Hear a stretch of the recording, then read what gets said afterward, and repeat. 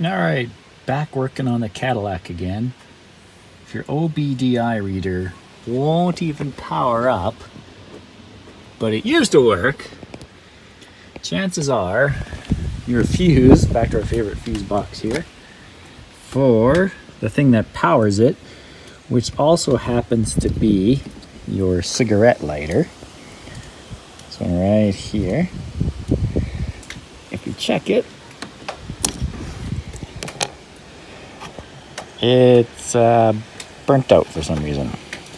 I just recently reconnected this car after it had been sitting a long time, and then it didn't work. So I don't know if it blew it immediately when I plugged in my OBDI or blew it when I reconnected the battery. I'm not sure.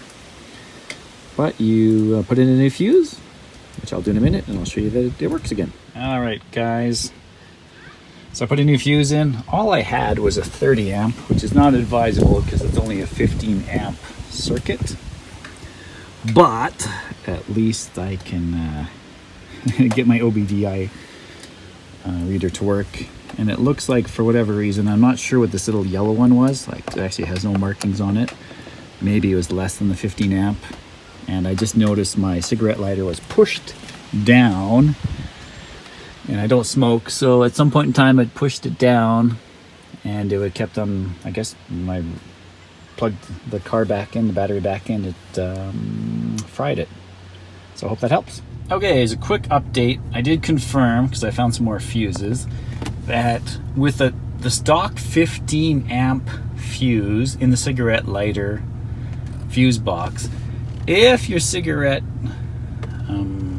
lighter is pushed down and you connect your OBDI reader, it'll blow that 15 amp fuse.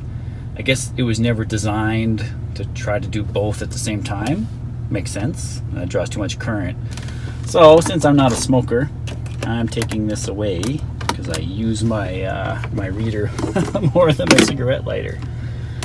And then that should solve the problem and the mystery of why you'll run into GM vehicles. This is a 2002 Cadillac Escalade EXT. Oh, by the way, I did finally get my radio reprogrammed to this car at the dealer. I have another video on that. So, good news there is, yeah, it's a half an hour of labor. They shouldn't really charge you much more to get a different radio put into your car. So if it goes theft locked activated,